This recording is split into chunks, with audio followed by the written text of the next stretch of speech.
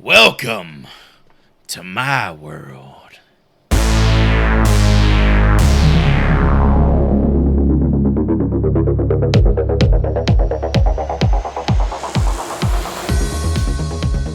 This is the Horrible Film School. Take a seat and slowly peel open your trapper keepers. I am Chris, and I am here with Professor Hootie. It's a smile. It's a kiss. It's a sip of wine. It's summertime, boys. Summertime. The audience thought we were done with country music. Nay, nay. We can always bring it around. You really going to bring Kenny Chesney into this, man? He is attached to this film. Oh, boy. We are also joined by a man that keeps his batteries charged. Professor Joy, a.k.a. Dr. Nasty. Ooh, ooh, ooh. Time is a flat circle, boys. And you know what time it is. It's the dog days of summer. It's hot as a motherfucker out here, brother. Oh, yeah. It's shirts off weather, apparently. At least in the household. Sun's out, guns out. It's nighttime, I think, though. Yeah, moon You out. even work out, bro? Yeah, you didn't work out, Do you Chris? even lift? Nah, not at the moment. No. I do like my little wrist exercises. Oh, I would do those every night. Wrist exercises. What are you, CM Punk? Yeah. I got to get my mobility back. Had a pretty major surgery. I'm not going to get into it. That's a HIPAA violation. I do flat wrist exercises every night. All right. Anyway, Intricate. let's step Double into fist. some news, boys, in the horror community. I got three little tidbits I wanted to share with you guys. First off, we can start with this banger here. Mandy is now available on VHS. And yes, it comes in a Cheddar Goblin bookcase with orange glow tapes and slip cases. How dope is that? What a good girl, what a good wife she would be. But my life, my love, my lady is the sea. Mandy. We changing Brandy to Mandy now? I almost want to buy... I think we did that joke for the Mandy movie. Probably, yeah. I almost want to buy it just to own it. I don't even have a VHS player. Exactly. It's just. Oh, cool have you that look on your guys shelf. seen? Have you guys seen my Cheddar Goblin shirt? You don't have a Cheddar Goblin shirt. No way, man. You're not even wearing a shirt right now. Okay. Walk off camera and see his ass Look at crack. that ass crack. I'm glad we're not a live show. Well, he just had it laying there. Like, do you not have a closet? You have just stuff laying about the living room there? He's a bachelor. Cheddar Goblin. Oh, that is pretty dope. That's badass. Where'd you get that from? No free ads. Where'd you get that from? That was like That's T-Public. sick as fuck, right? Where'd you get it? Did you get it custom made? I got it online somewhere. Online? You didn't get it offline? I love when people Terror say Threads. offline. Check out Terror Threads. Shout out, no free ads, Terror Threads. I got my Terrifier shirt. Yeah, give us a sponsor. I'll wear this shit everywhere.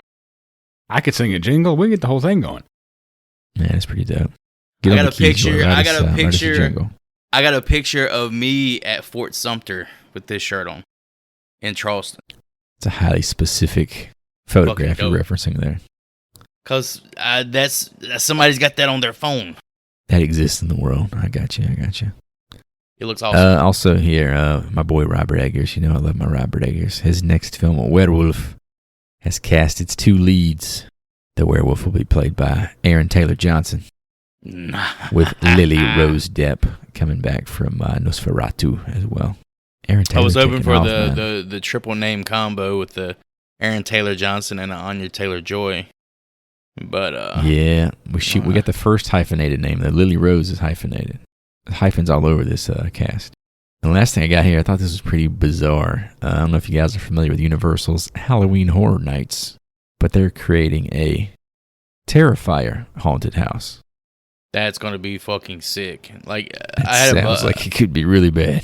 I had a buddy, I don't really want to talk anymore, but he used to go to like Universal's Halloween Horror like every single year, and he would always swear by it.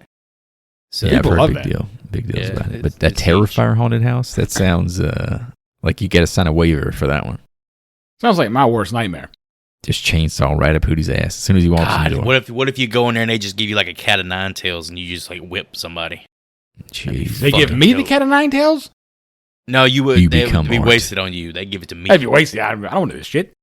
Give it to me. I don't want this. I saw Passion of the Christ. I'm not doing this. I can't I'm get about jiggy to with this shit. strip the flesh. Yeah. I recently saw an that's the interview news with now. WWE superstar Rhea Ripley, and she said that she would love to be in a Terrifier. The Terrifier franchise, man, it just people want to be in them. Jericho's in there. Chris Jericho's in there. It's Yeah, it's wrestlers all about it, man. Rassless. Them Rassless. Yeah, that's the only news I got. You guys got anything to share before we get into today's assignment? I recently watched a new movie. Well, I don't think it's that new. But Clown in the Cornfield. Oh, yeah, I've seen this I had promoted pretty that as a potential movie I was going to pick once upon a time. I had it earmarked as same as you, Joey, and I would say it's worth a watch. It's no First Omen, for the love of God. Oh, yeah. But it's worth a watch. It's no First Omen, but it's also no Texas Chainsaw 4. That is also true. Nothing. Not many movies are. Well, if that's all we got to say, Joey just cracked the champagne bottle here. So today's assignment is one of our mandatory hot July nasty Texas heat movies we do every year. We are up to the 4th entry in that Texas Chainsaw Massacre franchise. This one has multiple titles. I'm going to go with, canonically, I guess, what's the most recent version, which is Texas Chainsaw Massacre: The Next Generation from 1995. Today's lesson: if looks could kill, he wouldn't need a chainsaw. That's your I guess. Like, this is probably the prettiest. This is the prettiest Leatherface's look in 4 movies. Right there with that Buffalo Bill influence that we gorgeous. Some would say trailer reaction. Gorgeous. Yeah. So 4th entry boys. We've been podcast for over 4 years now. Believe it or not. So making our way through these here Leatherfaces. You think anybody can tell this is our 4th year, or is it still the content still like is this the 4th episode? Shit? The 4th episode in the series. We actually recorded this episode back in 2018. Hey. Speaking of 2018, let me get us some fan reviews here. I'm going to start with one from June 20th, 2018. I took both of these off of Rotten Tomatoes just because I like the balls on those people over there. They crack me up. I love this movie. It's weird and fun, and there's a lot of WTF. The hydraulic leg and its noise that is controlled by TV remotes, LMAO. The trashy-ass prom dress, Matthew McConaughey's over-the-top, nearly orgasmic brand of crazy, the lickin' Illuminati. I still use WE's quotes frequently. I'm not sure why, but they stuck with me for the last nearly 20 years. You can't want to be really scared. If you watch this movie, you have to want a tongue-in-cheek, darkly comic movie for this to work. Luckily for me, I'm always down for one of those. 4 out of 5 stars. 4 out of 5? 4 out of 5, baby. Yeah, there's got to be some positive reviews out there, in spite of the movie being like critically panned. Oh, yeah, that's somebody critically, fanatically, pretty hardly shit on. They just love some Matthew, that guy or gal. Yeah, McConaughey's he's something else in this here, brother.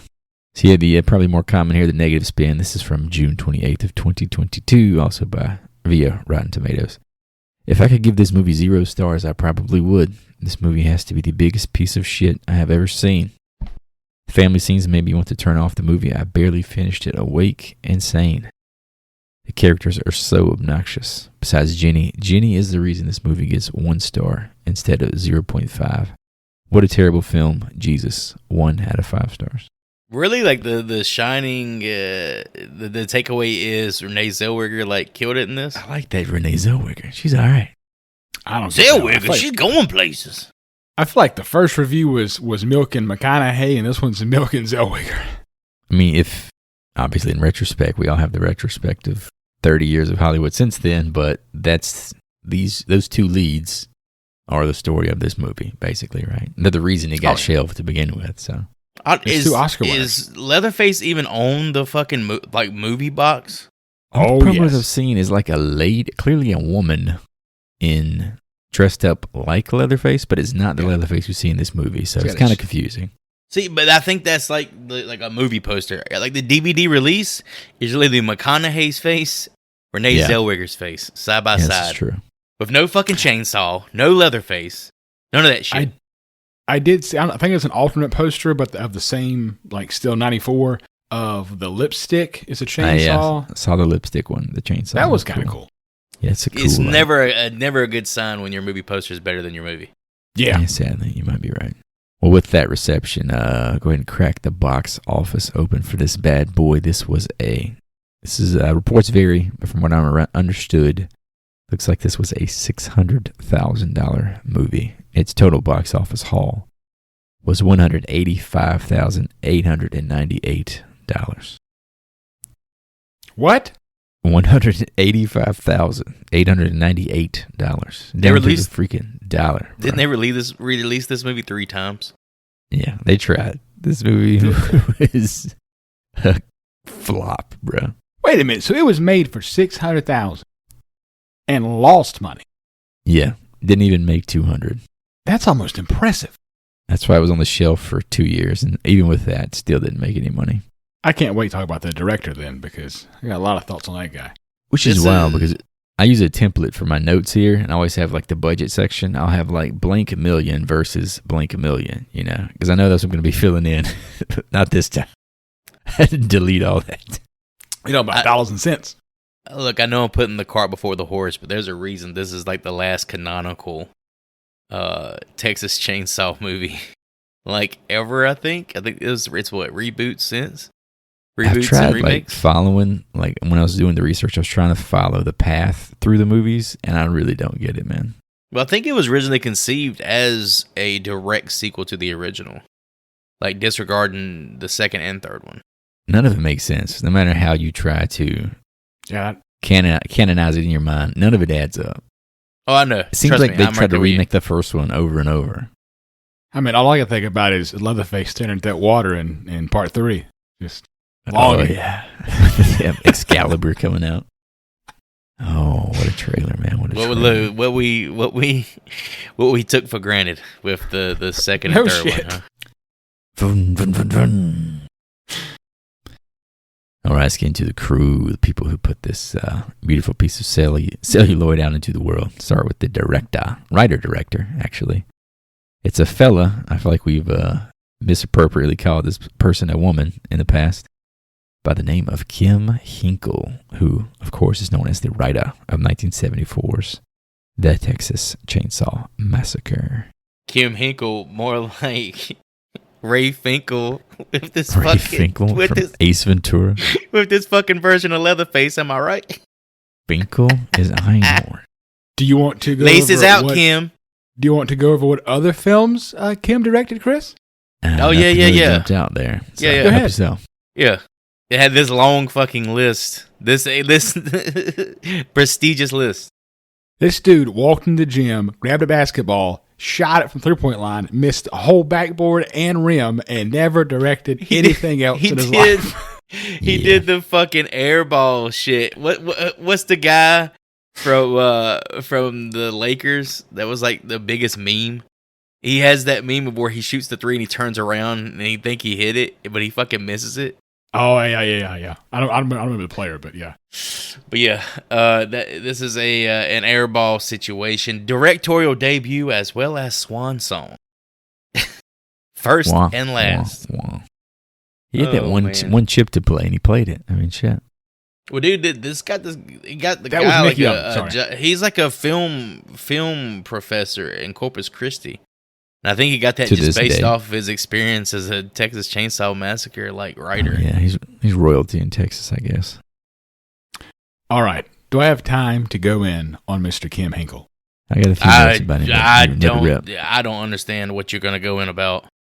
Well, you can find the making of Texas Chainsaw Massacre 4 on YouTube. Oh, Lord. What was the budget on that? It's pretty. I mean, it looked like it was pieced together for a DVD bonus features, and it was never supposed to be made. Before you get into raw footage. Are you more entertained by the actual documentary or the movie? The movie. Which would you rather watch again? The movie. Kim comes off pretentious as hell. Oh, is he trying to say we didn't understand him play that whole part? Oh, yeah. There's a lot of people say trying to pass this movie off as like a parody of the actual franchise itself. That's some bullshit. Somebody just made a shit movie. The writer's card, man. So the whole time in the documentary, Kim is sitting back in a chair. He's smoking a cigarette the entire documentary, which is fine. It's just seems unprofessional. And he's going over how amazing the shots are in the film, and what he's trying to produce with the film. And the entire time, he's making fun of the first film for being too violent, too gruesome, too silly to be believable. But then made this movie. Yeah, it's spitting in the or biting the hand that feeds. There, definitely helps. How could you have anything bad to say about Tobe Hooper at this point? Because he got paid off the first one as well. Oh yeah, he wrote it. To this day, he's probably making money off of it. He did the screenplay and the story of the first movie. Very bizarre. Probably getting residuals to this day if he's still kicking. He probably has some resentment because that was the highlight of his career, and it happened so soon. That was 20 years ago. And like he didn't do anything like credible for 20 years in terms of like cinema, like to the level of Texas Chainsaw Massacre, the original. Yeah, he didn't write anything else that was that crazy. Like I haven't seen his other shit, but I can assume it's not as good as or revered as Texas Chainsaw. Well, speaking to his pretentiousness, I do have a note here that said that he has stated that he wrote the characters as exaggerated, cartoonish caricatures of quintessential American youth. Of course, he says that shit 20 years later. He's making fun of the teenagers. That's why he wrote it like this. The teenagers trying to give it that meta spin, man. The teenagers seem fine, though. I don't know. I won't go that far. They were exaggerated. They were really bad. I mean, the acting is bad, I understand.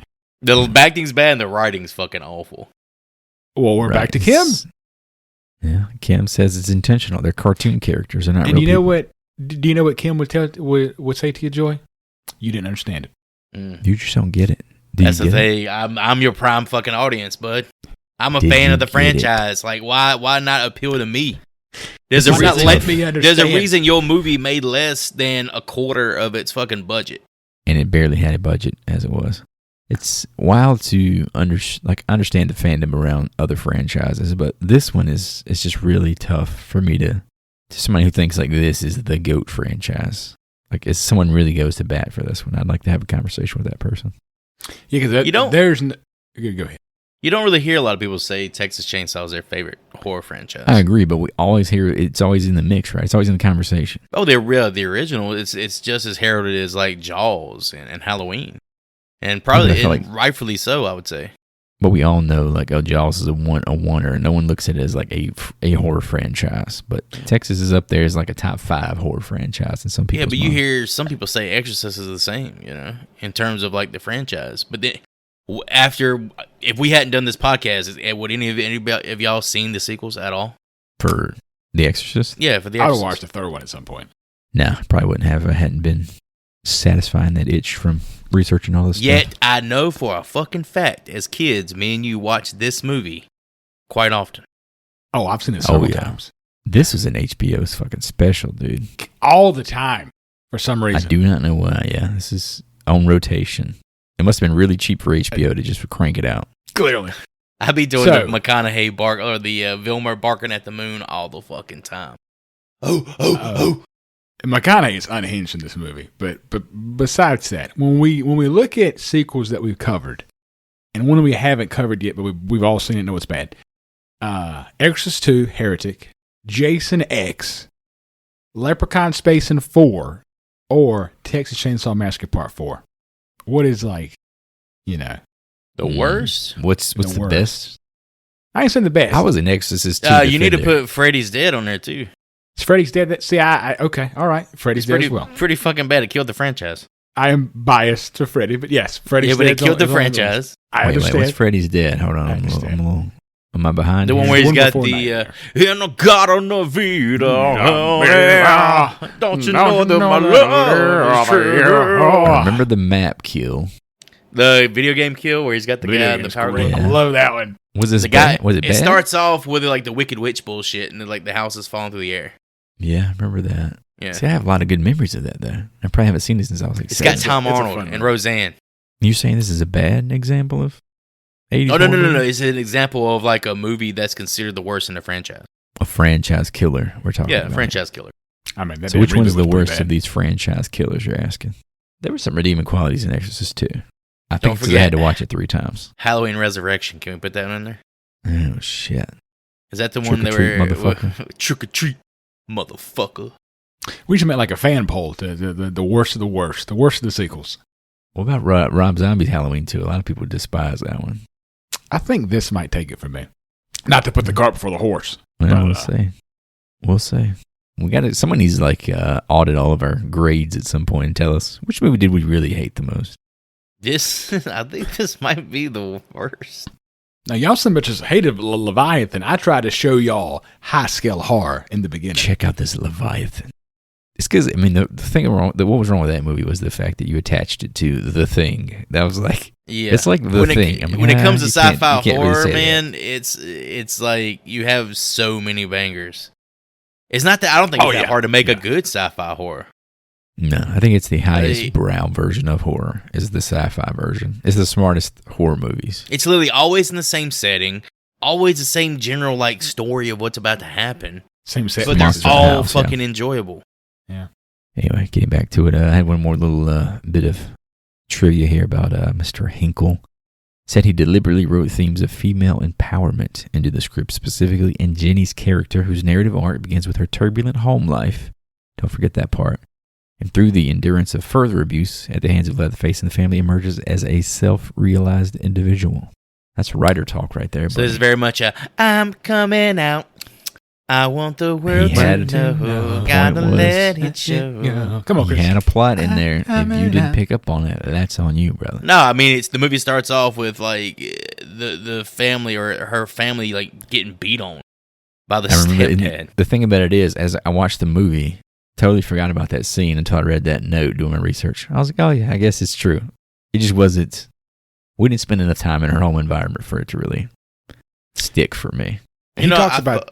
He talks about that in the documentary. The female characters are the heroines. And after he said it, even though he was pretentious as hell about it, I actually agreed with him. I kind of get it. I was like, okay, that's the one piece I will agree with.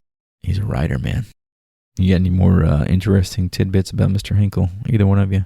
He's the only crew member I don't know what else to say about the fucking guy, honestly. I mean, it's kind of... You damn score-loving bastards. Who was the composer?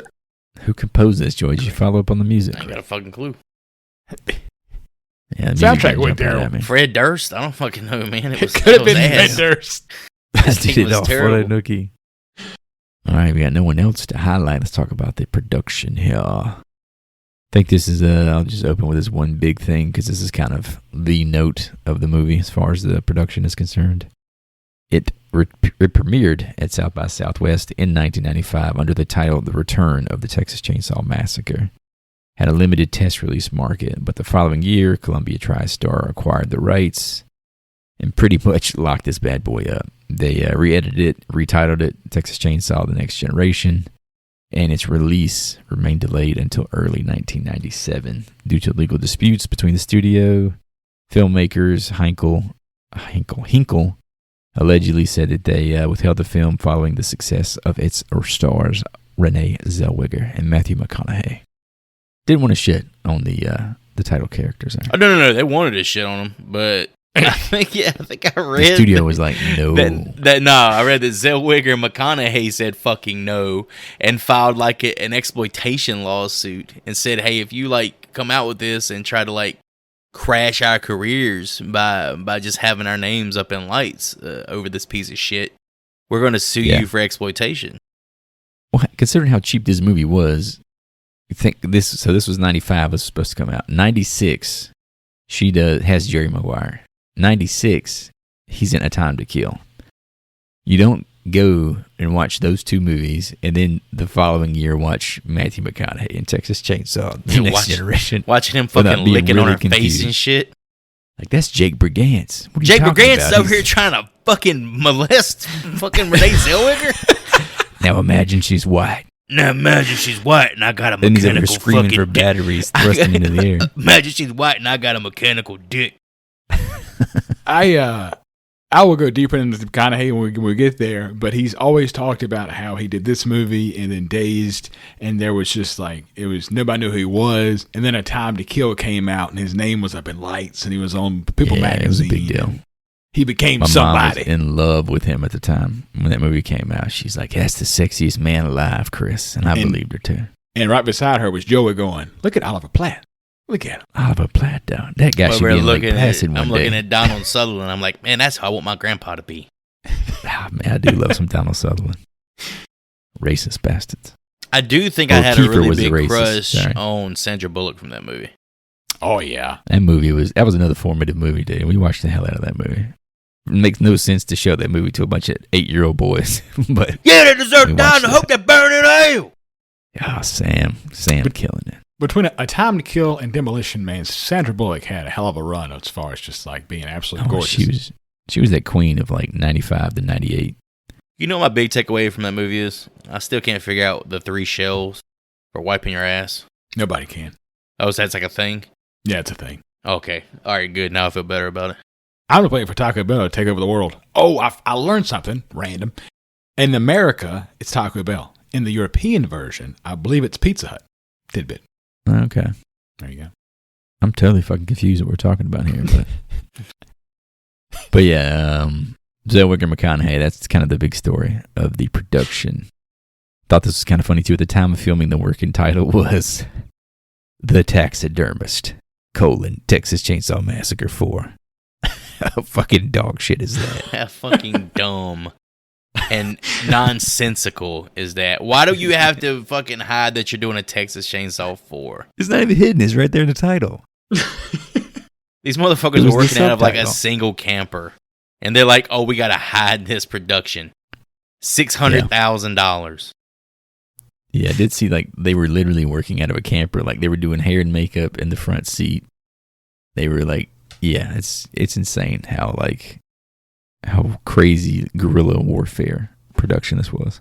Apparently, it was just a couple miles outside of like Austin city limits. Yeah, I think they said that they didn't do things by the book, and it probably would be illegal to make the movie in this way today. But they got it on screen, boys. Yeah, somebody deserved to do 5 to 10 for this piece of shit. And I hope they burn in hell. Here's my last little piece of trivia for you. Unlike the previous films in the franchise, none of the characters in this movie die by chainsaw. Spoiler alert. Wow. None of them. It goes to show just how inept and shitty this Leatherface is. Yeah. Well, we'll get into it, but Leatherface isn't like really the bad guy in this movie. I almost feel bad for him. Leatherface isn't really the bad guy in any of the movies, honestly. Well, it's always the family members that outshine Leatherface. He'll whack a motherfucker in the head with a sledge in a heartbeat. Yeah. But he's really a tormented soul. I think we had this conversation during the first movie about how I kind of took pity on this like I think we did. Semi R word. I'm not gonna say it. I think, but this is the first time where I truly felt that way too. At this, like he's not, like he doesn't have his own agency at all in this movie. Well, to further talk about this documentary that I had to watch, okay. Had to. I love that you're the resident. I love you're the resident documentarian out of all of us. I really enjoy documentaries. I love them. So Kim talked about how in the first movie, Leatherface was misunderstood because he's supposed to be like a repressed, a sexually confused person, which didn't come off to me in that way until this movie. And all the artwork, he's like cross-dressing. At some point, it looks like damn Mrs. Doubtfire in this movie. I didn't know what was going on. I just don't understand why it has to be sexualized at all. Like, why can't this just be like a tormented soul? Why do we have to like see his torment over his sexuality?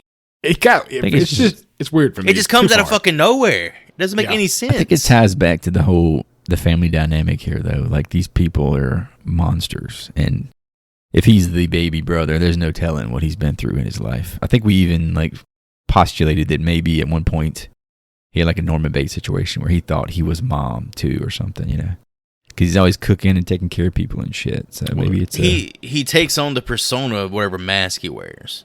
Yeah, we see like he has the mask of a beautiful woman. He's got the mask of a grandmother. He's got the mask of some lady who looks like she's a crack whore. Like, he just takes on these personas and has to adapt to them. Yeah, I mean, I think that fills in some sort of psychological backstory. Do you really want to see a Leatherface prequel? Because I guarantee there's probably 3 in this franchise. Oh yeah, the next movie's a prequel, I think. There you go. I think it's the formation of Leatherface.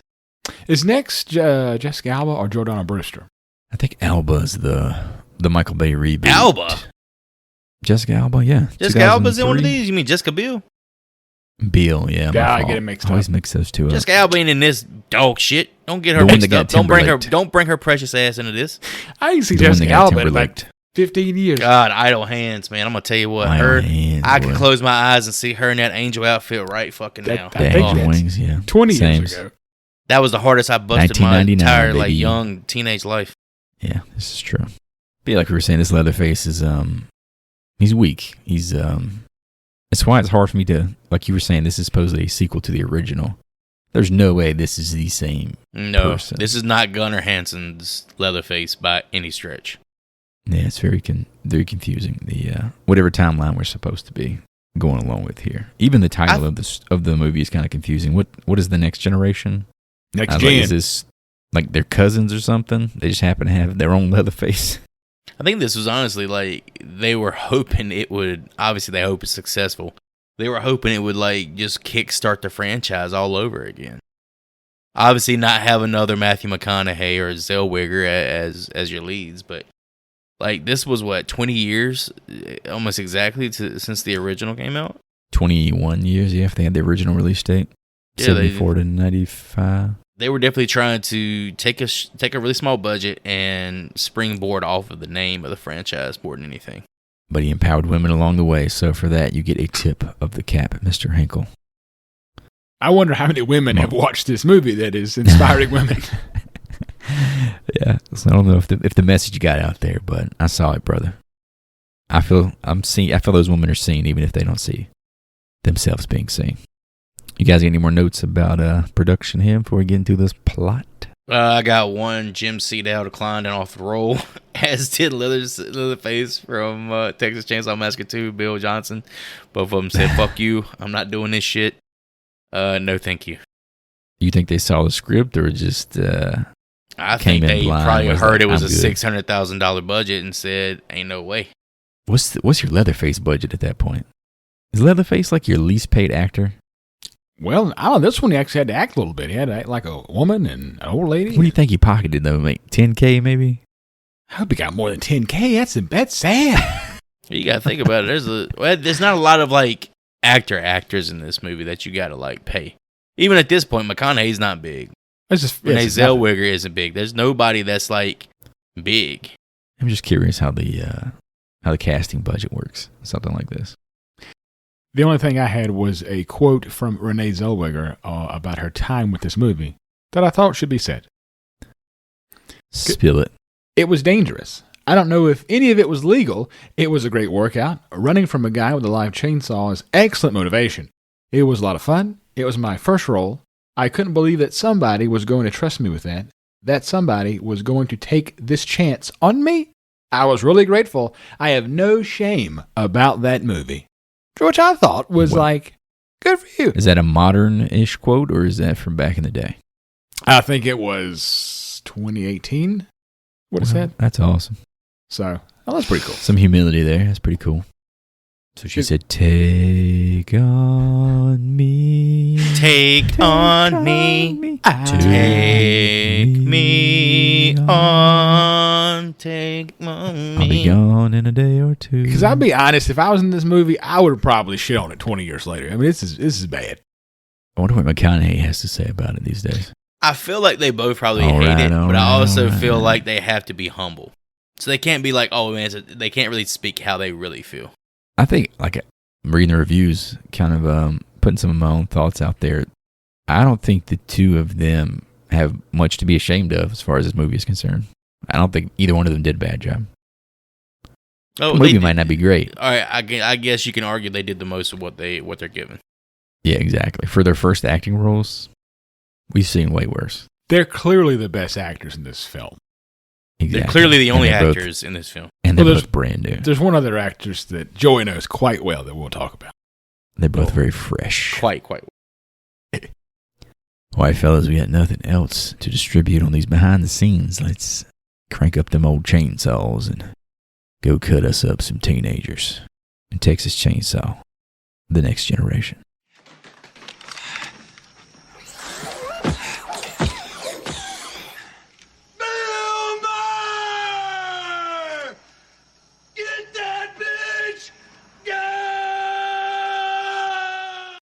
Our story begins on prom night 1994, depending on which version you watched. Heather catches boyfriend Barry cheating. She storms off with Barry.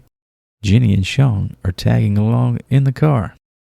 A car crash quickly ensues after Heather drives off-road.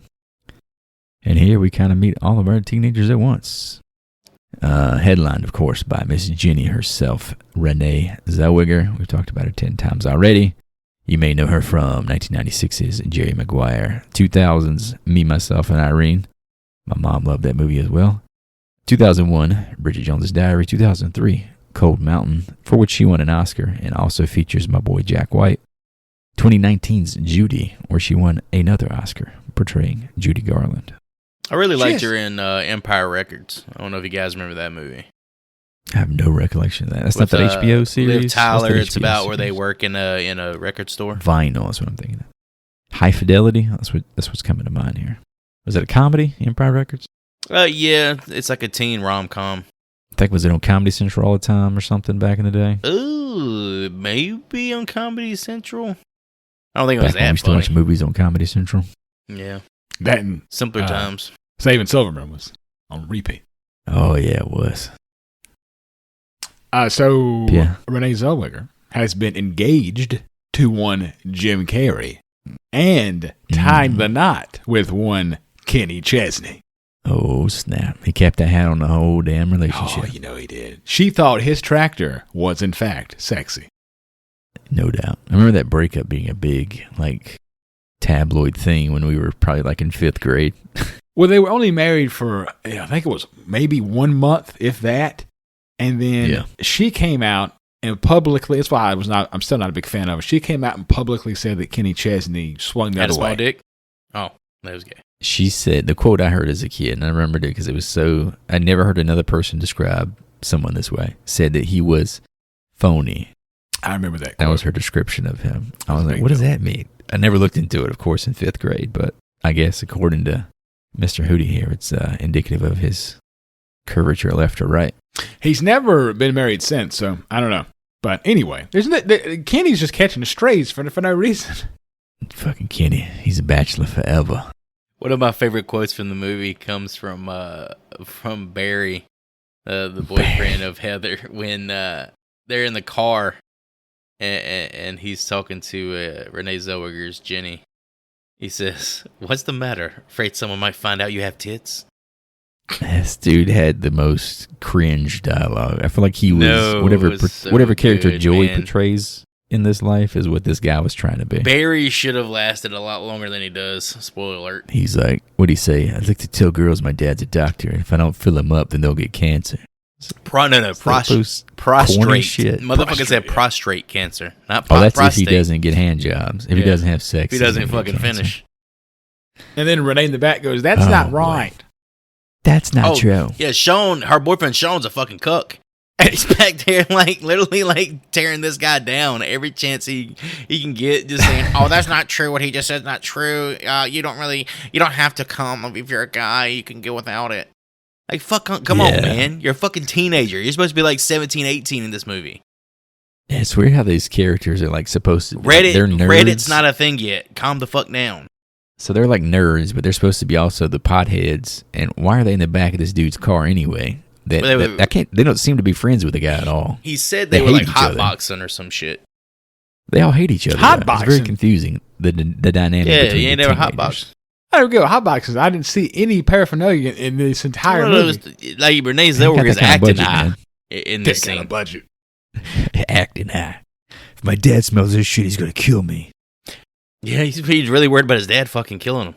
Like the whole time he's like, my dad's going to fucking kill me, bro. Barry's doctor dad's a complete D-bag, apparently. Miss Zellweger is one of only 7 actresses who have won both a leading and supporting Oscar. Can you name the other 6? God, no. Leading and supporting. Can you name the other 6? Meryl Streep. I can't thanks to Google. Meryl Streep has at least got that right. Meryl Streep is 1. Anne Hathaway. Anne Hathaway's not on the list. No, she's not. Halle Berry. Definitely not. We're talking about women. We're talking about just people. Women. Emma Stone. Emma Stone is not. Although that might be accurate if it was. I'm not sure. Like she has one too. Sounds like your list is fucking dog shit, bro. Jennifer Lawrence? I'll just say the others for the love of God so we can move along. It is. Katharine Hepburn. Actually, no, but I would have thought that as well. Helen Hayes. Kate Blanchett. Who the fuck is that? Maggie Smith. Ingrid Bergman. Jessica Lange. And Meryl Streep. So just make up a bunch of names and just words, and apparently it's going to be somebody. Who are these people? Who knows these people? Except for who the fuck would know these people? Ingrid Bergman is in Casablanca. Yeah. What the fuck's wrong with you, man? Maggie Smith's a big deal. Oh, Maggie Smith Jessica Sanchez. Oh, yeah. She's in Hook. Hook. Who did she play? She's in Sister Act. The little girl? Worst movie, apparently. She's Wendy. What the hell's wrong with y'all, man? Y'all, it's him. I'm looking at me. Dog? I had my list. These impossible fucking impossible trivia questions. Impossible trivia questions. Who the fuck can ever figure this shit out? Ingrid Birdman. Yeah, Ingrid Birdman is the one I want to fucking watch every night. Like, taking a test and just like, what the fuck? You damn sexist moron. But yeah, Renee's, I feel like she caught a lot of flack after she blew up. Like, she's been parodied. Her face, she has like a squishiness, like a lemon face. She's got like, you had me at hello. That was very good. She has like the kissy face thing. Yeah, she's permanent kissy face. Sure. Who's got to be Cuba Gooding Jr. then? Go ahead and give us. What's he gonna do? Fucking radio? Show me the money. Actually, I'll let you bow. God, I love radio. What the hell was that? Put me in, coach. I love. I don't know. That boy showed us love that radio. It has.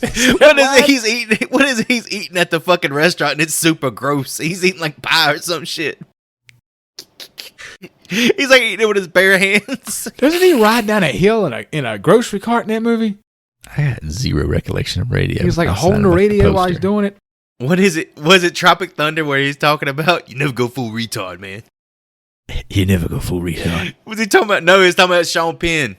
Sean Penn, I am Sam. I am Sam. Went full retard. Walked away empty-handed. Oh, walked away empty-handed. So the beginning of this movie, Dustin Hoffman, Rain Man, everybody loved him. He loved him. Autistic, not retarded. Ping pong champion. The beginning of this movie, we get the narration like another 3, but the narrator sounds like he doesn't want to be there. It's corny, bro. Yeah. Oh, man. It reminded me of Colin Robinson from What We Do in the Shadows, just like monotone. I feel like as hell. I feel like the dude who recorded it was just like in a shower, and he's just reading the fucking. He's got his head sticking out the curtain, reading the fucking script off. Man, there's like no personality to it. It's like someone on, when you're at the grocery store and they make an announcement over the intercom. Like that's the enthusiasm that was there. Here's the thing: they couldn't afford to bring John Larroquette. Wouldn't have come back anyway, but they couldn't have fucking afford him. No way. Not with that Beethoven money. 10K, man. 10K. Let's go. Beethoven money. Face for 10K. You what get the voiceover for 5K. What was that shit he was in with Macaulay Culkin? Richie Rich. Got that Richie Rich money? He ain't coming in. Richie Rich. Oh, yeah. He's probably cashing those Macaulay checks at this point. Mac, if you will. Yeah, so that's Renee Zellweger. The only other one of the teenagers I even wrote their name down was Lisa Lumiere. She played Heather. She's in 2005's Sin City. She played somebody named Tammy. Other than that, I got nothing. Oh, Tammy! Oh, Tammy. Tammy in Sin City. Maybe she was one of the she was in A Scanner Darkly. I don't know if you guys saw that. Woody Harrelson and Keanu Reeves. I do remember. And it was like this cel-shaded Robert Downey Jr. Yeah. Yeah. It just looked really cool. Flick. I don't remember the movie. It just looked cool. Yeah, I don't remember anything about the plot other than Keanu being like a cartoon. I remember the movie getting a lot of pub. It was all over the place for campaigns. Richard Linklater, man. Winona Ryder. Confused. But yeah, with the title Next Gen, the first thing I thought was like, is this the fucking PS2? Like, I hate this title, man. The Next Generation. I thought a Sega Genesis, but also a console, yeah. And PlayStation 2 is the first thing I could think of. And the kids all hate each other. Again, I don't get the dynamic in that car. None of these people like each other. But that might be high school, though, because you always kind of talk shit to your friends in high school. No, Barry actively destroys everybody he speaks to and about. Well, Barry's the movie opens with Barry cheating on his girlfriend. That is true. Yeah, and he's like, oh, it was an accident. Openly fucking cheating. as she's walking around screaming his name, clearly within earshot of him, he keeps doing it. Just keeps making out with this random chick. He's got his dick tucked up in his like pants, like up in the front part where it's rubbing against it. It's very, very strange. Maybe he was at that Coldplay concert. There you go. Have y'all seen that? No, what the fuck are you talking about? There was a couple at a Coldplay concert that got on the kiss cam. They're not a couple. They're both married to other people. Oh, you're talking about the CEO guy and the secretary lady. Yeah, the head of HR. Yeah, I saw like a little thing of that. Did they know they were on the cam? No, they're like cut to him, and they're like holding each other. Clearly not boss and coworker. Clearly boss deep, you're saying? Tough sitch. Yeah, it's a tough break there. And it was called Yellow. Yalla. Oh, yeah, I guess we should mention that in that car crash, they seem to have killed or severely injured the other motorist. I looked at this guy's credits. He's known as the I'm okay guy. Because he says, I'm okay, and then he passes out. Yeah, that's it. He's in shock or whatever after that. So Heather, Barry, and Jenny leave Sean to find help and encounter Darla at an office trailer, who contacts her boyfriend Vilmer. Meanwhile, Vilmer kills the injured motorist and repeatedly runs over Sean. This shit gets popping real quick. Yeah, this movie, if there's one thing it doesn't lack, or it does lack, is subtlety. Because this shit, it kicks off really fast. And with the introduction of Vilmer, of course, we meet the man on the poster. We meet, all right, Mr. Matthew McConaughey, who has been in quite a few movies here. You boys want to crank anything out, or you want me to do it? Let me do one. Tropic Thunder. We've been talking about it already. He's in Tropic Thunder. He's in Tropic Thunder. If you don't start off with his first credit, I will be pissed. I got 1993's Dazed and Confused, unless you're talking about all right. Damn right I am. Country music video with a banger of a song called Walk Away Joe. Is that what you're referring to? That boy's just a walk away Joe. Spoiler alert. Born to be a leaver. He was Joe. Oh, he's walking away? He was fucking Joe. He left Trisha Yearwood's ass like she was nothing. Damn, I'd leave her too. That bitch look weird. She got like a fat face. Mr. McConaughey was in 1993's Dazed and Confused. Jake Brigance in 1996 is A Time to Kill. Legendary stuff there. 2001's Frailty. Yes, the only other time we'll talk about him for the rest of this.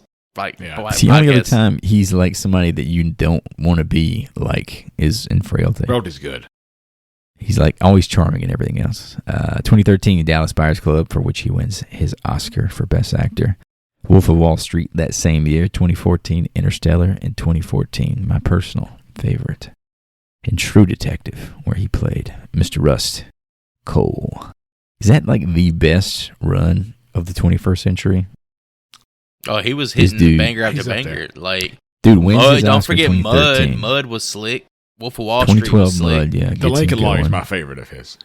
So he gets his Oscar in 2013. He works with Scorsese in 2013. He works with Nolan in 2014, and he does Rust Cole in 2014. Like, that's touching every facet of pop culture right there, man. Can't believe you brushed over Angels in the Outfield, to be honest with you. Yeah. Oh, shit, Angels in the Outfield. Christopher Lloyd, he was bitch. an outfielder. I think it's impressive considering Uncle Fester. that he started in the 90s with like low-budget films like this, and Dazed and Confused was a nothing film at the time.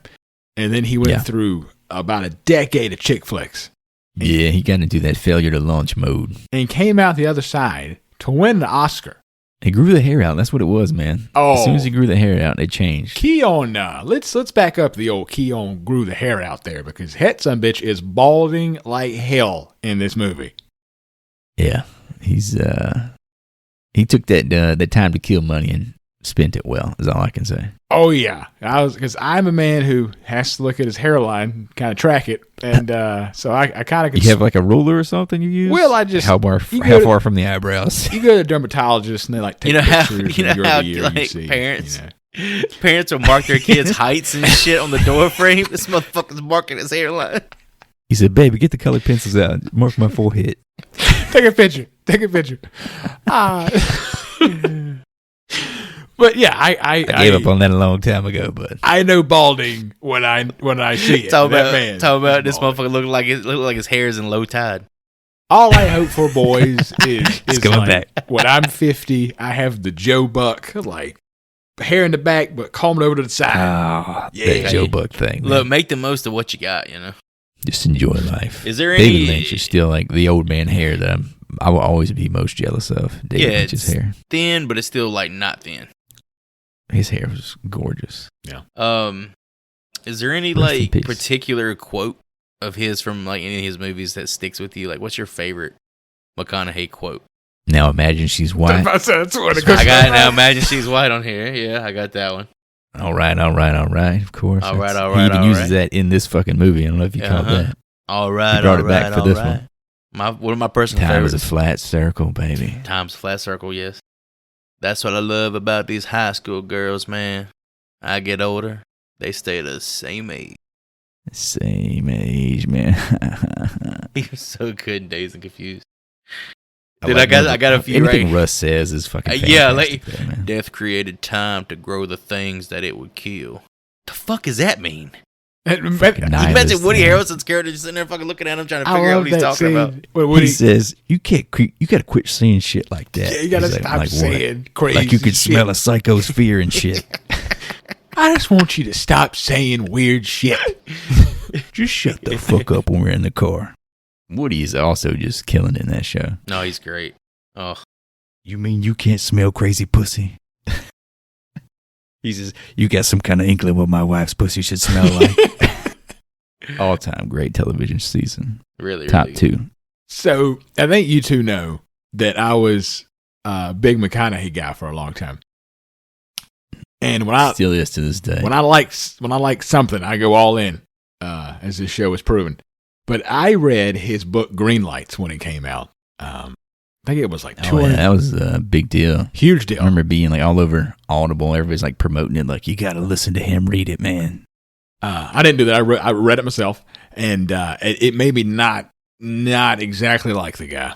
It's too much of a character trying to sell his brand. It came off like he claimed that he Garth Brooks did. that he built like a 2-story tree house by himself in the backwoods of Texas. Yes. By like So he did the Garth Brooks thing. he did man. the Garth Brooks thing. Yeah.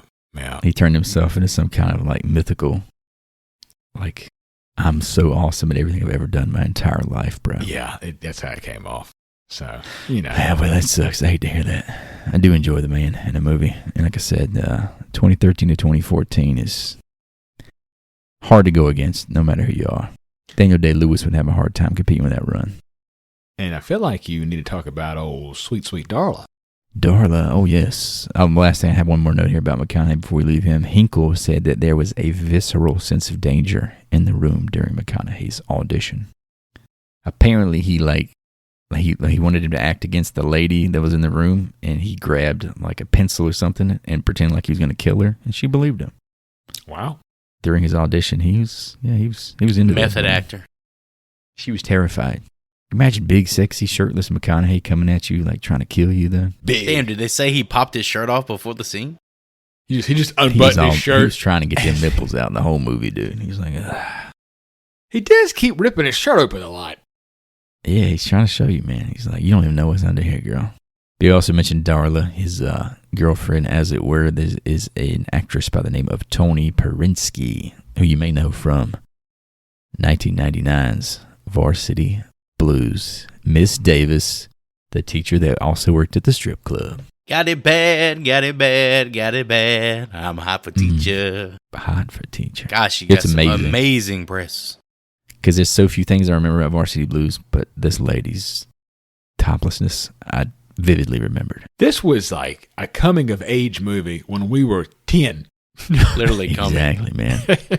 First erection you ever had was sitting there watching. What was the fat lineman's name? Billy? Ham or some shit, wasn't it? Can he breathe? I think Can he play? I don't know. He can't breathe, coach. Can he play that fat idiot? I think my brother bought this on VHS because we had the Back to the Future and the Son-in-Law, which I talked about on VHS. But he also had Varsity Blues. Nice. And when he had to go work at the ice company, I popped in Varsity Blues by myself.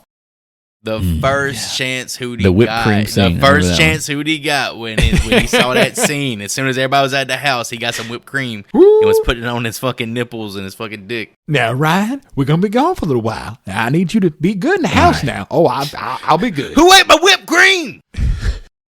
Where's all the damn Cool Whip? Yeah, we do. Like, the only note I have for this little bit of the movie here is boobs with an exclamation mark, because we get a big old honking booby flash right here. Dude, I don't know. The note I got is we talked about Sean being run over by the truck, right?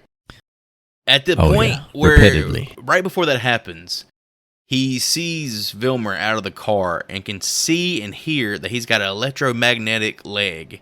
Yet he chooses to run in a straight fucking line on the road while he's being chased by a car. Like, you could have literally went into the woods. Trees. This guy's not going to catch you on foot. He's got a bum leg.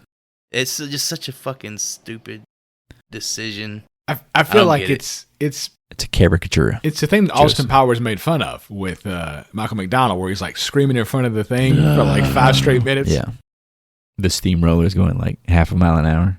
So we got 2 kills at this point. They're pretty shit, right? The next snap. I mean, it's kind of like cool that it's so violent. No blood in that. And then the dude getting run over by the truck. Yeah. Yes, shown. There's like nothing to it. It's just, the thing about it is, though, the kills, super blah, I'll give you that. But McConaughey is selling the fuck out. Oh, McConaughey is trying to make a career out of this movie. Dude, man. He is, I don't know, y'all act like he's going to be shit in this. I think he's great. No. He's fantastic in this movie. I'm not even saying great for what the movie is. I'm just saying he's great in this movie. Yeah, I don't understand why he would not want people to see this movie just because of his performance. Like, you can see the promise he has. You can see the level of actor he is at this point. Like, he has just graduated college. You know, he's about to head out to Hollywood to start his career. And this is like one of the first things he ever films, and he puts this on tape. It's pretty fucking good. Cash one little independent check on the way out of town. There's a lot of him just straight up screaming in this movie, though.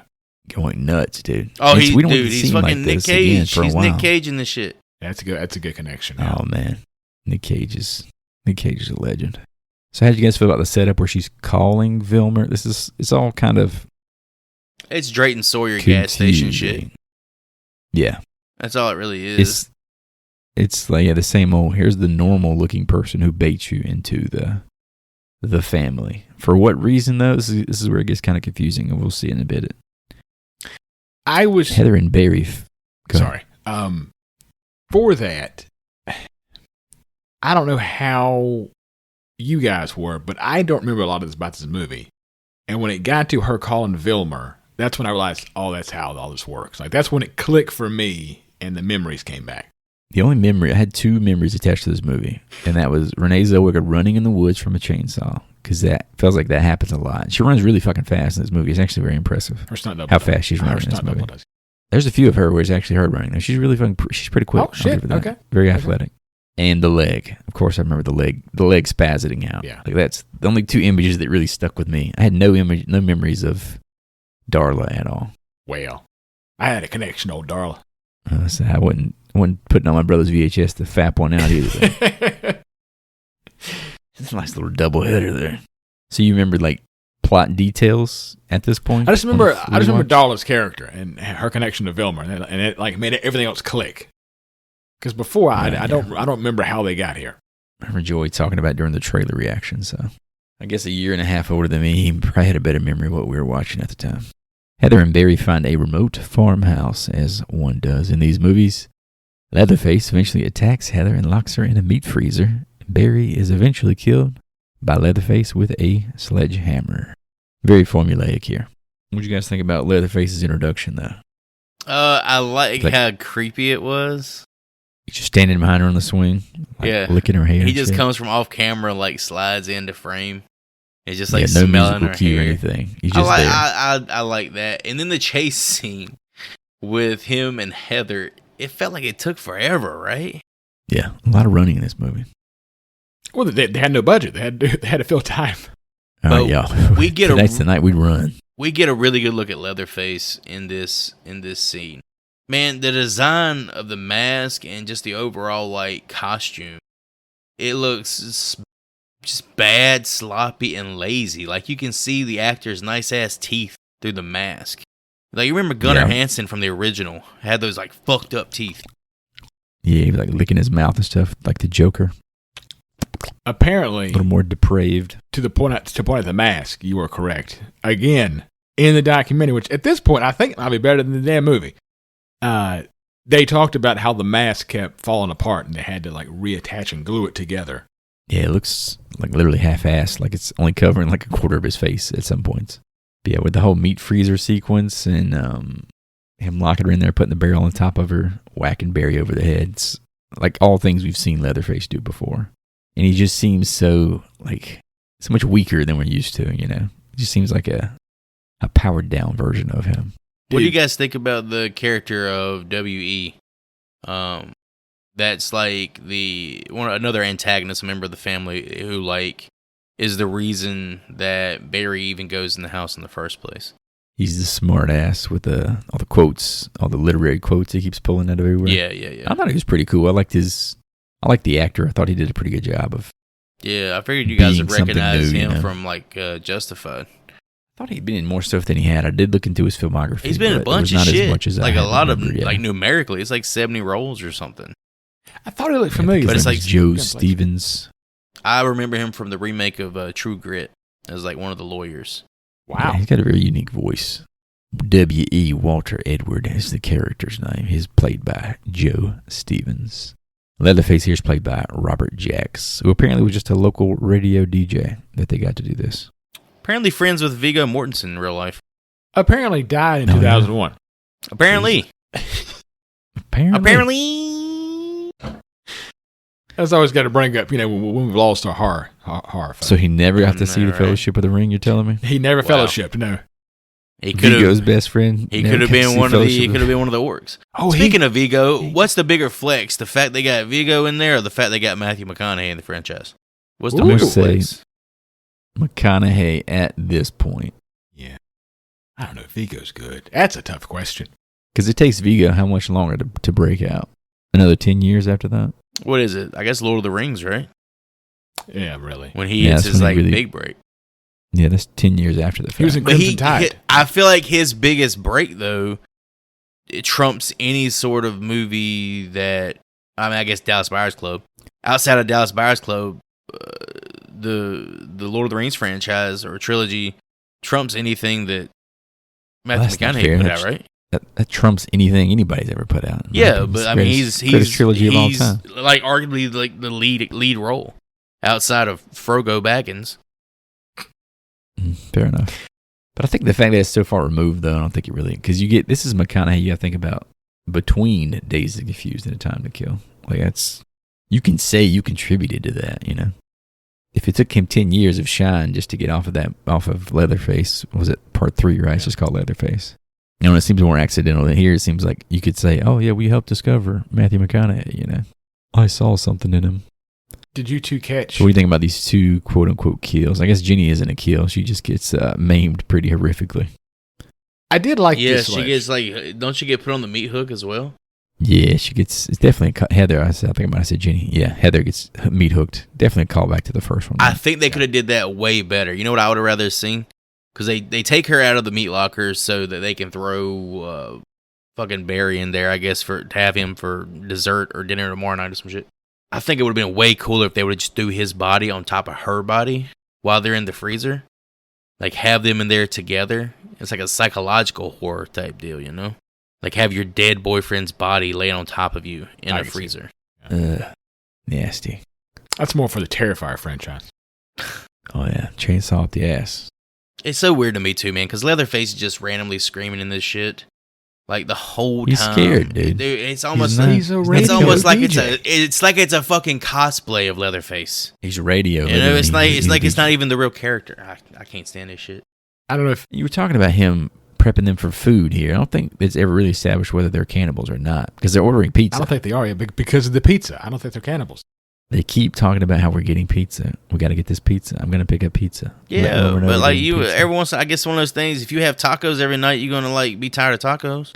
I have this debate all the time when they're like, I don't want to eat what we ate last night. I was like, what the hell? What do you think people in other countries do? Man, I could eat tacos every day. Italian people. I don't know. What's a food you could eat every day? What's a food you could eat every day? No, I'm just saying, like, think about like the Mediterranean diet. People are like, I want to follow the Mediterranean diet. You know, they eat the same shit every day. Yeah, that's the diet. Exactly. I was like, so why can't people eat the same shit every day? They're like, no, you got to have Italian one night. You got to have Mexican another. Like, is that just an American thing? What's wrong with eating the same shit every day? That's just how diets are supposed to work. You don't get this physique, Chris, without having meal prep. I eat the same thing about every single day. That's what you're supposed to do. I think. Not fun, but you know. But like, you know, if you have to eat out with other people, you're like, well, we already had that the other day. Yeah. What the hell's that got to do with anything? We had Chipotle yesterday. So? I remember I was going to a Comic-Con with my buddy and his buddy years ago. And we were riding around town trying to get dinner. And we were like, let's go to Subway. And the guy goes, had that yesterday. Let's go to Taco Bell. Had that Tuesday. We went to like 5 restaurants. The guy had like everything at some point in the past week. He's got an algorithm. I remember I used to work with a kid. He would go like on every Tuesday, he would go to this restaurant, Wednesday this one for lunch at work. It's dedication. He's like, Friday, I gotta go to Pizza Hut or something. I'm like, all right. It was like Taco Bell Tuesdays? I don't know. He just had his ways, man. He had his patterns. Do you talk that shit? I remember going to the gym with Hootie, and he was always talking about going to get a fucking hamburger steak from goddamn Mayflower. God, the Mayflower hamburger. Like every Thursday or something. Every Wednesday, it's $5. Every Wednesday, okay. It's a hell of a deal. I remember that shit. Special. You get about 3 pounds of food for $5 on Wednesdays in Mayflower. Damn right. How big was the shit? I had Mayflower for dinner. I love that place. But yeah, I don't think they're cannibals in this one. It's never clearly established anyway. I think Leather just wants the faces at this point. That's the only reason he's saving people. He wants their faces. Simple as that. Ginny returns to the crash site, accepts a ride from Vilmer, but quickly realizes he's super dangerous. After fleeing, she is then chased by your boy Leatherface throughout the house. Leatherface, who somehow just manifests out of thin air while Ginny's escaping through the woods. Jesus Christ. This is the scene I remember, because she's like looking around in the dark, and you start getting like the unnatural fog just rising for some reason in the middle of the night. You're like, you know he's coming. This is like the only scene that really tries to scare you, I think. This whole sequence that had probably one of my favorite scenes in the movie. I actually really like the ridiculousness of the roof chase between Leather and Ginny. Oh, jeez. Like, where the 10 different stunt women she's climbing the fucking antenna. Leather is chopping down the fucking chimney with a chainsaw. That and it eventually cuts through a power line. Oh, I thought it was so stupid, but at the same time, it was fun. I remember many of Tango and Cash. You remember when they like use their belts on the zip line to get out? It's the same. She like jumps and grabs the pole, like the line. I'm like, oh, come on. They pull the same stunt in Army of Darkness when he's in the hole.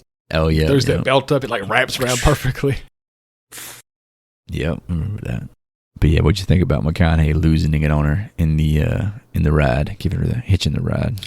I think he tried to do his best to make the audience uncomfortable, and it hurt audience and Ginny uncomfortable, and he did a really good job of that. Super creepy, man. He's like, take a look behind you. Look behind you. All right, okay, I'll look. Okay. Fucking boyfriend hanging up back there. He was so terrifying to me as a kid. As an adult, obviously it's much different, but I remember as a kid being terrified of this dude. Yeah, he's unhinged, man. He's way more scary or more frightening than Leatherface is in this movie, I think. Yeah. It makes Leather an afterthought. Yeah, he's explosive. Scary to be around. Ginny finds herself captured and locked in Darla's trunk. After a failed escape attempt, she's forced to dine with Vilmer's deranged family. So is this supposed to be the same family that we know to this point? The Sawyers, I guess, is their name? They don't explicitly say that the Sawyers, but I mean, it's Leatherface. Leatherface is a Sawyer. So I assume so. Do they refer to him as Leatherface in this? Yeah. He yells at Leather. Yeah, he yells at Leather to chase that bitch, get that bitch. When he's like, got his dick thrust He holds off out. on the get that bitch. He says Leather, and he's like, Vilmer. He says his own name, and he says, get that bitch. He says Vilmer a lot. It's just like... Yeah, he says his own name a lot. Vilmer. He's like, I'm fucking Matthew McConaughey, bitch. Did you guys notice that when because this is the scene where they're picking up the pizza we were talking about earlier.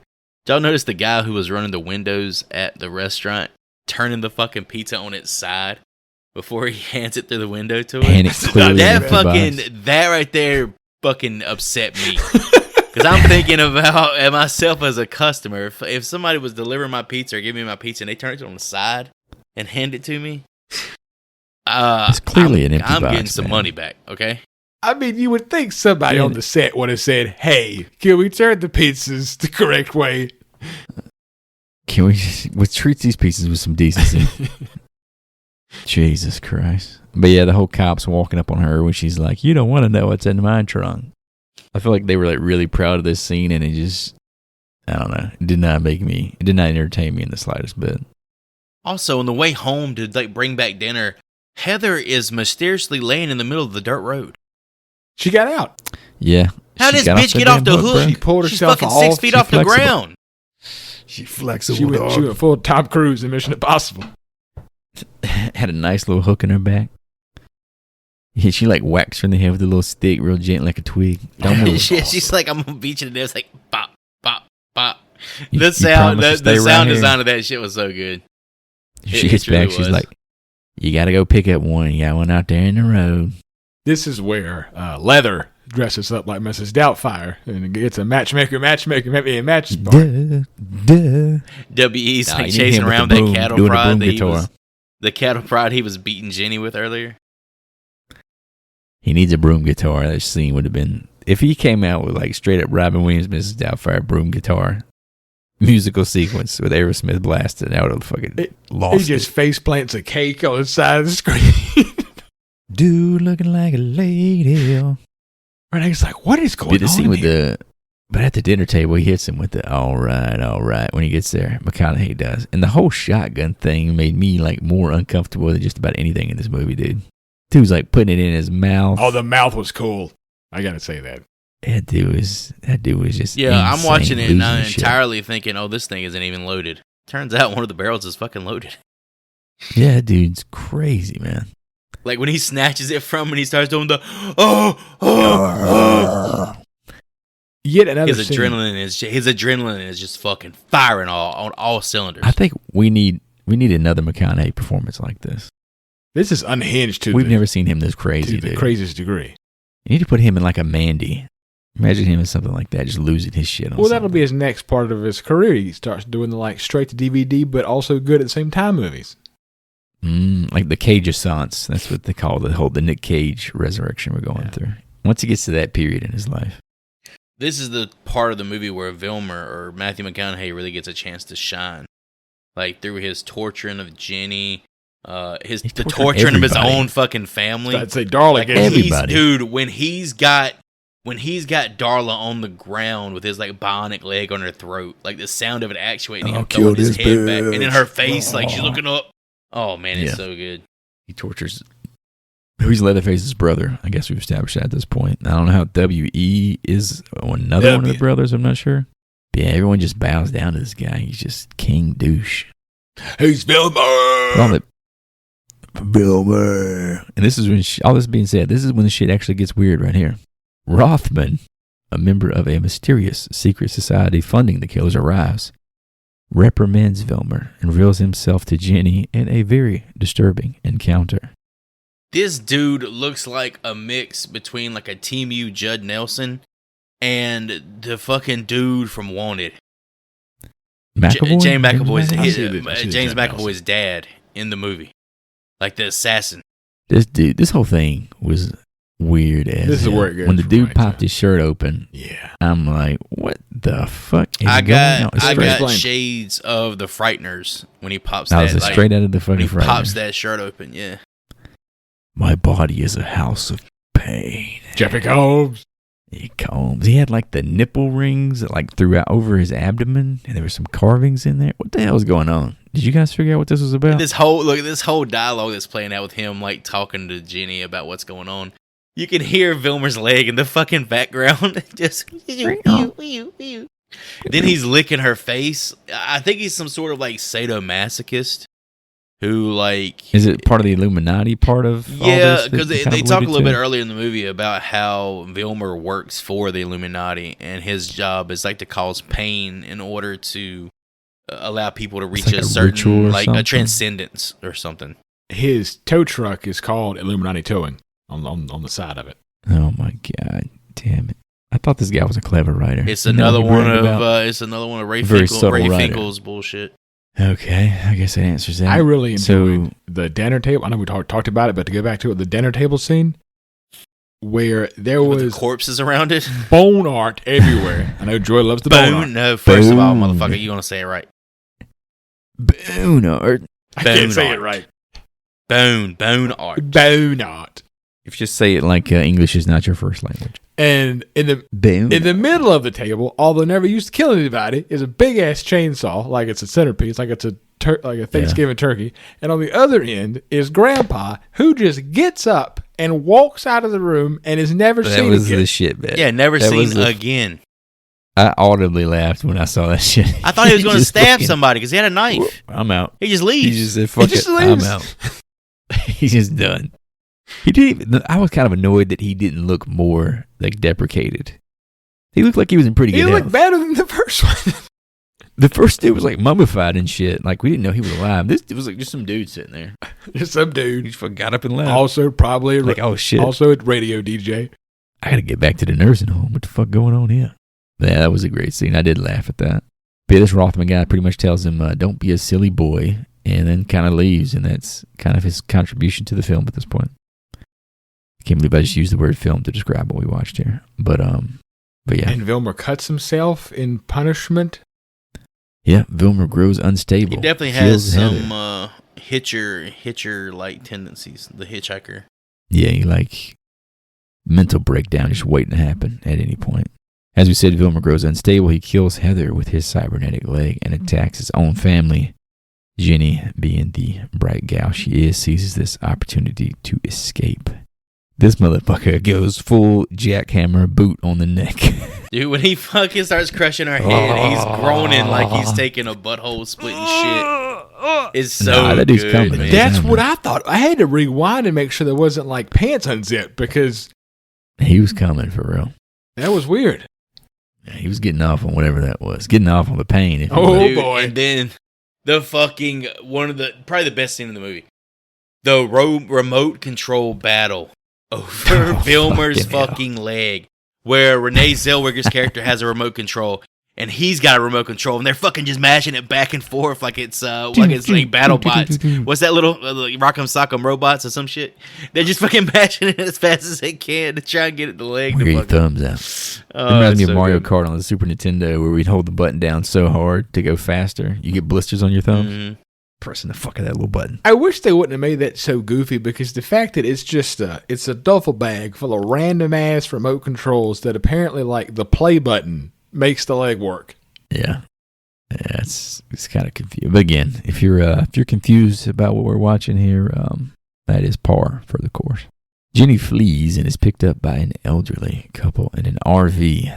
Leatherface and Vilmer quickly attack, causing the RV to crash. Boy, The crop duster plane quickly swoops down, slashing old Vilmer, killing him on the spot. Leatherface howls in grief as Jenny escapes. that old lady. What'd you think that's about that old lady? in the fucking RV and says, "Don't stop." She's got the right Don't help fucking that idea. bitch. Don't stop. You're getting chased by a monster. She said, "Keep driving, Ray. I'm gonna give you a hand job." Keep driving. Dude, and then the way Leatherface is waving his chainsaw after he makes the RV crash. She said, "There's a monster chasing her." The fact It was fun. I did like the scene of like all of a sudden there's a fucking truck in broad daylight just whipping up behind his RV with his psychopath hanging out of it. they made it a point That was cool. to show you that the detour was fake and it was all created by this family to get on this random dirt road. Yeah, Why the hell is this old couple on this random dirt road in an RV? he's just backpacking across America. Somebody son. took a wrong right turn. Wrong turn. Them hills have eyes. It's just a bad time to be in a Winnebago in Texas. Just don't go to Texas in July. I think we've all learned that watching these damn movies. Just don't fucking do it. I guess the crop duster dude saw what was happening and just wanted to kill somebody. No or- idea. No fucking idea. I what think that was I think about. he was hired by the Illuminati to just take Vilmer out. Because Maybe- Vilmer's like so unhinged. Maybe that was Grandpa. Maybe it was like remote controlled. Maybe the damn cybernetic leg attracted it. Oh, it's true. That's true. It's a technology. It's like a drone pilot type. In the words of Kim, the director, we wouldn't understand. Did Kim have anything to say about the ending here? No, the documentary kind of cut off at the dinner, and they didn't really talk about anything else. So that was Pete. Didn't talk about the whole crux of the movie. What were you building up to? We don't want to talk about that. But it's very reminiscent of the original of the 1974, where she gets in the truck and then Leather stabs at the truck and kind of dances in the rising sunlight. Were we? But we got one more little scene to talk about here. You got a question? No. Talk about the scene. All right. Rothman retrieves Ginny in a limousine, offering a cryptic apology before dropping her off at a hospital. There she locks eyes with a mysterious blonde woman on a gurney, while Leatherface is left all alone, flailing his chainsaw. Here's a little tidbit for you boys here. Marilyn Burns, who played Sally Hardesty, appears as the patient on the gurney in the film's final sequence, even though she received an anonymous credit. Yeah, I got a note saying here, is that a catatonic version of Sally Hardesty? That's Sally, buddy. That's awesome. I didn't know if we were supposed to pick up on the fact that was a fellow survivor, or if that was Leatherface pushing her down the hallway. Yeah, I didn't know either until you just said that, because I felt like I was out of the loop on who that was. Yeah, she didn't get an official credit, but of course the internet and 30 years later will unearth these things. It's been way too much time for you to recognize that person in their natural age. Exactly. But, so yeah, the person, I thought the orderly pushing him was supposed to be like, oh, that's Leatherface taking somebody away to do something with them. That's what I thought. Yeah, because the final shot. But then it cuts back to Leatherface sitting there on the road by himself. Swinging. Which makes no sense because she's had enough time to get to the hospital. It's been probably like an hour at least. Maybe he goes out there every day at lunchtime, Chris, and just gets it swinging.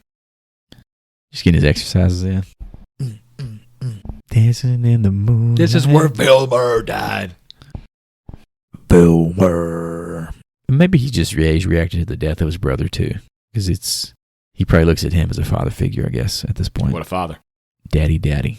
All right, boys, you got anything else about this here flick? No, sir. That there is the story. What piece of memorabilia you boys want to take home from the next generation of Texas Chainsaw Massacre? Look, ever since my time up on Pilot Mountain here a few weekends back, my knee has been killing me. Give me that bionic leg brace. I'm about to go nuts on them. I figured... You didn't ask for remotes, though. You better get some remotes, dog. I just get a duffel bag at Goodwill of just TV remotes. I figured the leg would be the go-to, so I'm going to go with Vilmer's flight suit. He was not wearing a mechanic suit. He was wearing a damn flight suit. Oh, like he's damn Cooper in Interstellar getting ready to go to outer space? Because that's why. So if you go to a party, they go, oh, you're Tom Cruise in Top Gun. No. I'm Vilmer. Matthew McConaughey in Texas 4. Open up your chest and just start slashing yourself. Vilmer. Does this look like Tom Cruise to you, bitch? Hey, I'm going to keep it chalk. Give me that cybernetic leg brace. I'm a man who has been living in an elbow brace for the past couple of weeks, so I need to secure a different part of the body. And the leg brace is just literally etched in my 10-year-old brain for 20 plus years. All right, professors, grade book time. Mr. Hootie, what did you think of The Next Generation? 1994's Texas Next Gen is yet another example of a film that was always on cable during my childhood. Apparently HBO, according to you two. I remember it being comically bad when I was a kid, but watching this now as an adult, the comic side is dead to me. I did not enjoy any aspect of Next Gen. The tone was all over the place. Every actor was in a different movie. Even though McConaughey was good, his acting took him out in some scenes with his fellow actors. And the base of the family being cannibals is all but forgotten in this version, thanks to the pizza. This is a rare occasion when I would ask the audience to skip this film and pick really anything else but Next Gen to watch. I give this rubbish an F. A fucking F. Woo. That might be the first F we've ever given on the show. I hated this movie. F's tough. That's no good. All right, Professor Nasty. What did you think about it? All right, I'm going to hit him with the bullet points, even though my bullet points are not very short. But this portrayal of Leatherface is like going to a haunted trail and having somebody dressed like the actual character chase and harass you. That's the quality of villain we have here. It is by far the worst rendition of the character chronologically so far, and I can almost guarantee it'll be among the worst when we eventually cover the most recent releases. Literally every scene of the movie that doesn't involve Vilmer can be cut out, and I would be just as entertained, if not grateful, that my time wasn't as wasted having to watch the whole hour and 30-minute runtime. I honestly think my grade would be higher if that were the case. The acting and dialogue, as we've talked about already, they're absolute shit. It's bad, and not in a funny and entertaining way. I also don't understand the direction of the movie that it was trying to take. Like, is it a parody? Is it a legit sequel? Some sort of reboot? And with that, the framework of the movie itself, it just felt like a mess from start to finish. The editing, the lighting, the directing, the plot, the story, the writing. There's nothing to redeem the movie at all in the structure of the film. With that said, though, Matthew McConaughey's Vilmer and his Nicolas Cage-like transformation in this role is the highlight of the movie and the only reason I could recommend watching it once. In all fairness, some of my favorite movies of all time are traditionally like crap movies, right? But they're so memorably awful and or self-aware that they're good in my opinion. Battlefield Earth, Troll 2, Biodome. But with Texas Chainsaw Massacre, The Next Generation, bad is just that. It's bad. Without Matty McConaughey, this will without a doubt be the first F I think I've ever given on the show, but just because of its absurdity and pure entertainment that I derive from his performance as Vilmer. 1994s, 95, 97s, whatever the fuck it is. Texas Chainsaw Massacre, The Next Generation, grades out with a D. Oh, just over the line. Just over the line. The Next Generation. What happens when you take the raw terror of the original and replace it with Matthew McConaughey having a full mental breakdown while operating a remote control leg? This beautiful disaster, that's what Renee Zellweger screams her way through what feels like a fever dream written by someone who remembered the original film, but not why it worked. The Illuminati controls everything plot is so absurd it circles back to being entertaining. McConaughey is unhinged in ways that we won't see again until True Detective, and Leatherface is a choice here. A terrible, terrible choice. It's terrible, but it's terrible in such a way that it becomes kind of fascinating. Pinning out a D grade for Kim Hinkle. So bad, it's almost good, but not quite good enough to be truly great trash. That's not bad at all. I was fully expecting a three-way F spree on this. I couldn't do it, man. I was thinking, I thought about it, and then I was like, I didn't give Leprechaun 4 enough. And that was a damn curdled cheese of a damn movie. It had you had PlayStation graphics in the damn thing. I think I gave it an F. I just couldn't. With the McConaughey performance here, I just couldn't do it. Yeah, Kim Hinkle it elevated it in my opinion too. Like it couldn't be an F just based off that. Just him alone, I think, gives it a nugget for me. All right, folks, I'm going to recap the audience score. Guesses from Rotten Tomatoes. This was a mandatory assignment, so nothing to win here, but for shits and giggles, we took our stabs at it anyway. I'll start with the high man, myself. I said 45%. Joey said a 23%. Hootie said a 16%. The actual audience score was an 18% Yahtzee. On Rotten Tomatoes for this bad boy. Gee. Jesus Christ, as they say. Hootie, another imaginary trophy going in that trophy case for you, my guy. So, circling back to the actual winner from the most recent game that actually counted, that would be me. So, taking charge here. I'm going to entice you boys to go along a journey with me, something that's been on my watch list for quite a while, and I've held off on for this podcast in particular. But now that it is on VOD, I think it is time that we all hop into 2025's Bring Her Back. Damn, it's on VOD? It's on VOD, baby. Yeah, this one just came out? I'm ready. Yeah, it just came out. Yeah, that was maybe 3 weeks ago. Damn it. Yeah, I'm excited to see that. I'm not. I had it on there. It's right there with Have you seen it? Together for me. I want to see that shit. It's Both. coming out like the end of the month. What do they have in common? What do they both have in common? Body horror. Oh, yeah. Horror. Yeah, you're going to hate it. I know. All right, folks, we are going to pull up the trailer here and watch it together. You can do so with us on our YouTube page. Otherwise, we'll catch you back here in a few short moments.